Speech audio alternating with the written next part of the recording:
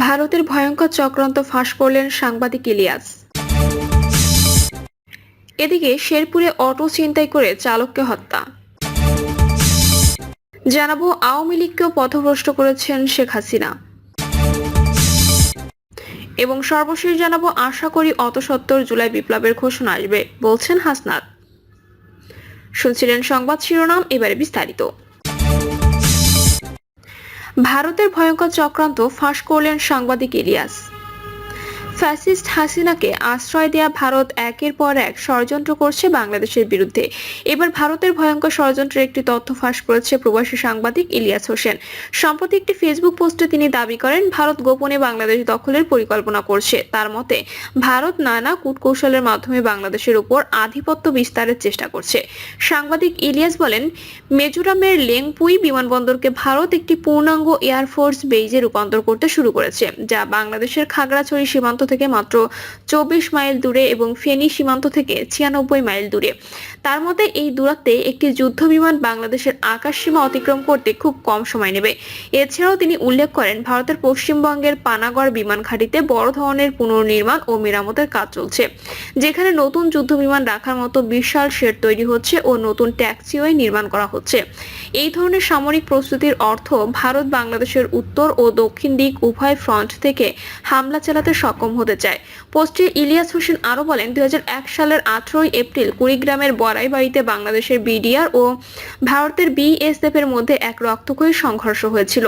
সেখানে 16 জনের বেশি বিএসএফ এর সদস্য নিহত হয়। এরপর অনেক বছর এই দ্বন্দ্ব নিঃশব্দে চললেও সম্প্রতি আবারও ভারতীয় নেতাদের বক্তব্যে বাংলাদেশ বিভক্ত ও দখলের হুমকি এসেছে বলে তিনি দাবি করেন। তিনি সাবধানতা হিসেবে বাংলাদেশের লালমনিরহাট ও ঠাকুরগাঁও বিমানবন্দর যেগুলো সীমান্ত ঘেঁষা সেগুলো নিরাপত্তা জোরদারের পরামর্শ দেন। সেই সঙ্গে বগুড়া, কুমিল্লা, ফেনী, শমশেরনগর বিমানবন্দরকে কৌশলগত কাজে ব্যবহারের কথা বলেন। তার মতে শত্রুপক্ষের প্রথম টার্গেট হবে মিরসরাই এলাকা, যেটি কৌশলগত অর্থনৈতিক দিক থেকেও খুবই গুরুত্বপূর্ণ। ইলিয়াস হোসেন সতর্ক করে বলেন, বাংলাদেশ যদি এখনই জাগ্রত না হয় এবং সঠিক পদক্ষেপ না নেয় তাহলে দেশটির অনেকটা অংশ শত্রুর হাতে চলে যেতে পারে। শেরপুরে অটো ছিনতাই করে চালককে হত্যা। শেরপুর জেলার তাতালপুর বিএম রোডের রাস্তা সংলগ্ন ধানক্ষেতের উপর এক অটোরিকশা চালকের লাশ উদ্ধার করেছে পুলিশ। উপজেলার বাজিতখিলা ইউনিয়নের মির্জাপুর কান্দিপাড়া বিএম কলেজের পাশ থেকে সোমবার সকাল 10টার দিকে লাশটি উদ্ধার করা হয় বলে শেরপুর সদর থানার ওসি জাহাঙ্গীর আলম খান জানান। মৃত আব্দুল লতিফ বাজিতখিলা ইউনিয়নের জামতলী গ্রামের আব্দুল মালিকের ছেলে। নিহতের পরিবারের বরাতে ওসি বলেন, লতিফ ব্যাটারি চালিত অটোরিকশা নিয়ে বিকালে বাড়ি থেকে বের হয়, এরপর রাতে আর ফিরে আসেনি। সকালে পথচারী ও এলাকাবাসী মির্জাপুর কান্দিপাড়া বিএম কলেজ এলাকায় ধানক্ষেতের পাশে একজনের লাশ পড়ে থাকতে দেখে সদর থানায় খবর দেয়। পরে পুলিশ গিয়ে তা উদ্ধার করে। খবর পেয়ে লতিফের ছেলে মনিরুজ্জামান ঘটনাস্থলে গিয়ে বাবার লাশ শনাক্ত করে। পুলিশের এ কর্মকর্তা বলেন, আব্দুল লতিফকে শ্বাসরোধে হত্যা করে তার অটোরিকশাটি ছিনতাই করা হয়েছে বলে ধারণা করা হচ্ছে। এ ঘটনায় সদর থানায় আইনগত ব্যবস্থা গ্রহণের প্রক্রিয়া চলছে। আওয়ামী লীগকেও পথভ্রষ্ট করেছে শেখ হাসিনা।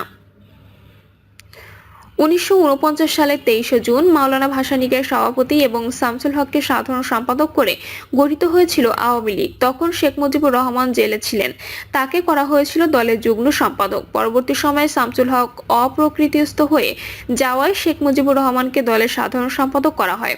অতএব জন্মলগ্ন থেকেই আওয়ামী লীগ এদেশের শ্রমজীবী কৃষক, শ্রমিক ও জনগণের রাজনৈতিক দল হিসেবে পরিণত হয়ে উঠেছিল। 1954 সালে মার্চে অনুষ্ঠিত পূর্ব বাংলার সংসদীয় নির্বাচন যুক্তফ্রন্ট ভূমিধস বিজয় অর্জন করেছিল। যুক্তফ্রন্টের সবচেয়ে বড় শরিক ছিল আওয়ামী লীগ। 1966 সালে শেখ মুজিবুর রহমান 6 দফা ঘোষণার 3 বছরের মধ্যেই 1969 সালে গণঅভ্যুত্থানের পথ ধরে আওয়ামী লীগ পরিণত হয়েছিল তদানীন্তন পূর্ব পাকিস্তান জনগণের স্বাধিকার ও স্বাধীনতা সংগ্রামের পতাকাবাহী সর্ববৃহৎ রাজনৈতিক প্ল্যাটফর্মে। 1970 সালে নির্বাচন ভূমিধস বিজয় আওয়ামী লীগকে বসিয়ে দিয়েছিল স্বাধীনতা সংগ্রামের একক নেতৃত্বের আসনে। বঙ্গবন্ধুকে ম্যান্ডেট দিয়েছিল পূর্ব পাকিস্তানের জনগণের একক মুখপাত্র হিসেবে ভূমিকা পালনে। তাই 1971 সালের 1 মার্চ যখন স্বাধীনতা সংগ্রাম শুরু হয়েছিল, তখন আওয়ামী লীগ এবং ছাত্রলীগের উপরে দায়িত্ব পড়তেছিল বাংলাদেশের স্বাধীনতা ঘোষণার। 1971 সালের 2রা মার্চ ঢাকা বিশ্ববিদ্যালয়ের স্বাধীনতার প্রথম পতাকা উত্তোলিত হয়েছিল ছাত্রলীগের আশমা আব্দুর রবের হাতেই। পরদিন ঢাকার পল্টন ময়দানে ঘোষিত হয়েছিল বাংলাদেশের স্বাধীনতার ইস্তেহার ছাত্রলীগের সাধারণ সম্পাদক শাহজাহান সিরাজের কণ্ঠে। 26শে মার্চ সশস্ত্র মুক্তিযুদ্ধ শুরু হওয়ার পর 1971 সালের 10 এপ্রিল আওয়ামী লীগের সাধারণ সম্পাদক তাজউদ্দিন আহমেদের ভাষণে গঠিত হয়েছিল স্বাধীন বাংলাদেশের প্রথম সরকার। রাষ্ট্রপতি ঘোষিত হয়েছিল বঙ্গবন্ধু। তাজউদ্দিন ঘোষিত স্বাধীনতার ঘোষণাপত্রে স্বাধীন বাংলাদেশ রাষ্ট্রের 3টি মূলনীতি ঘোষিত হয়েছিল: গণতন্ত্র, সমাজতন্ত্র, ধর্মনিরপেক্ষতা, যার ভিত্তিতে 1971 সালের 16 ডিসেম্বর বিজয় লগ্নে যাত্রা শুরু হয়েছিল মুক্তিযুদ্ধে বিজয়ী স্বাধীন বাংলাদেশ রাষ্ট্রের। বাংলাদেশের ইতিহাসের এই স্বর্ণ অধ্যায়ে আওয়ামী লীগের অনন্য অবস্থানকে যারা অস্বীকার করবে তারা চিরকাল চিহ্নিত হবে স্বাধীনতা বিরোধী খলনায়ক হিসেবে। মওলানা ভাসানী 1957 সালে আওয়ামী লীগ পরিত্যাগ করলেও ভারতে গঠিত মুক্তিযুদ্ধের উপদেষ্টা পরিষদের প্রধান উপদেষ্টা ছিলেন তিনি।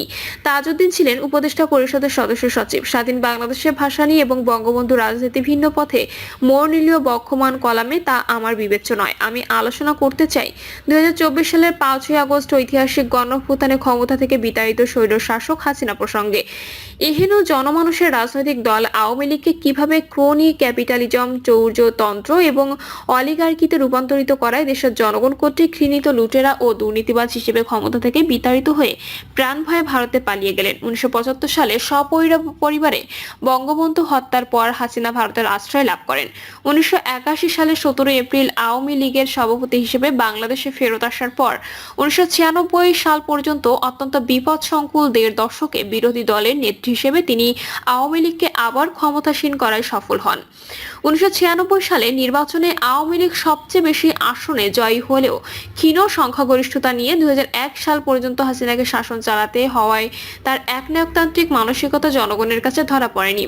বরং 1996 থেকে 2001 মেয়াদের আওয়ামী লীগ সরকারের দুর্নীতি তত্ত্বাবধায়ক সরকারের অধীনে পরিচালিত 2001 সালের নির্বাচনে আওয়ামী লীগের নির্বাচনী বিপর্যয় ডেকে আনে। কিন্তু 2008 সালের নির্বাচনে আওয়ামী লীগের নেতৃত্বাধীন মহাজোট ভূমিধস বিজয় অর্জন করায় হাসিনা আজীবন ক্ষমতা কুক্ষিগত করার সর্বনাশা পথে পা বাড়ান। 15.5 বছর ছিল দেশে দুর্নীতি, পুঁজি লুণ্ঠন ও পুঁজি পাচারের মহোৎসবকাল। এই পুঁজি লুণ্ঠনের কেন্দ্রে ছিল হাসিনার পরিবার ও আত্মীয় স্বজন। এস আলম, সালমান এফ রহমান, সামিটের আজিজ খান, বসুন্ধরার আকবর সোবহান, ওরিয়ন গ্রুপের ওবায়দুল করিম ও নাসা গ্রুপের নজরুল ইসলাম মজুমদারের মতো লুটেরা অলিগার্ক ব্যবসায়ী এবং হাজার হাজার লুটেরা রাজনীতিবিদ, ব্যবসায়ী ও দুর্নীতিবাজ আমলা। শুধু হাসিনার পরিবার, আত্মীয় স্বজন এবং অলিগার্ক ব্যবসায়ীরাই নয়, আওয়ামী লীগের প্রায় সব মন্ত্রী, সংসদ সদস্য ও উচ্চ স্তরের নেতাকর্মী কোনো না কোনোভাবে দুর্নীতি, পুঁজি লুণ্ঠন ও পুঁজি পাচারে জড়িয়েছিলেন। হাসিনা আমলের 1 নম্বর সমস্যায় পরিণত হয়েছিল পুঁজি পাচার। ভাসানীর আওয়ামী লীগকে হাসিনা দুর্নীতি, বেধড়ক পুঁজি লুণ্ঠন ও পুঁজি পাচারের লীলাক্ষেত্রে কিভাবে পর্যবেসিত করলেন? 2018 সালের ডিসেম্বরের রাতের ভোটের প্রহসনের মাধ্যমে সংসদে আসা সদস্যদের 61.7% ছিলেন ব্যবসায়ী। 2024 সালের 7 জানুয়ারি অনুষ্ঠিত একতরফা নির্বাচনী প্রহসনে ওই ধারায় কোনো ব্যত্যয় ঘটেনি। 2019 সালে দেশের অর্থমন্ত্রীর চেয়ারে বসানো হয়েছিল একজন লুটেরা আদম ব্যাপারীকে। কিন্তু প্রকৃতপক্ষে দেশের অর্থনৈতিক নীতি নির্ধারণের সবচেয়ে শক্তিধর ব্যক্তিকে পরিণত করা হয়েছিল দেশের সবচেয়ে বড় ঋণখেলাপি সালমান এফ রহমানকে। তাকে বানানো হয়েছিল প্রধানমন্ত্রীর বেসরকারি বিনিয়োগ ও শিল্প উপদেষ্টা। তার মালিকানাধীন বেক্সিমকো গ্রুপের খেলাপি ঋণ 50,000 কোটি টাকার বেশি। চট্টগ্রামের কুখ্যাত এস আলমকে দেশের 7টি ব্যাংকের উপর একক নিয়ন্ত্রণ স্থাপনের ব্যবস্থা করা হয়েছিল, যার দ্বিতীয় নজির বিশ্বের আর কোথাও খুঁজে পাওয়া যাবে না। এস আলম ওই ব্যাংকগুলো থেকে কমপক্ষে 1.5 লাখ কোটি টাকা আত্মসাৎ করে বিদেশে পাচার করে দিয়েছিল। 2024 সালের 29 আগস্ট অন্তর্বর্তী সরকার ডক্টর দেবপ্রিয় ভট্টাচার্যের নেতৃত্বে 12 সদস্যের যে শ্বেতপত্র প্রণয়ন কমিটি গঠন করেছিল, তারা 1 ডিসেম্বর শ্বেতপত্রটির খসড়া প্রতিবেদন জমা দিয়েছে। শ্বেতপত্র কমিটির গবেষণায় উঠে এসেছে স্বৈরশাসক হাসিনার 15.5 বছরের লুটপাটতন্ত্রের মাধ্যমে প্রতি বছর গড়ে $16 বিলিয়ন হিসেবে মোট $234 বিলিয়ন লুণ্ঠিত হয়ে দেশ থেকে বিদেশে পাচার হয়ে গেছে। সবচেয়ে বেশি লুণ্ঠনের শিকার হয়েছে ব্যাংকিং ও ফাইন্যান্সিয়াল খাত, তারপর জ্বালানি ও বিদ্যুৎ খাত, তারপর ভৌত অবকাঠামো খাত এবং এরপর তথ্য প্রযুক্তি খাত। সংযুক্ত আরব আমিরাত, কানাডা, মার্কিন যুক্তরাষ্ট্র, যুক্তরাজ্য, সিঙ্গাপুর, মালয়েশিয়া, হংকং, ভারত এবং কয়েকটি ট্যাক্স হেভেন দেশে সবচেয়ে বেশি অর্থ পাচার হয়েছে।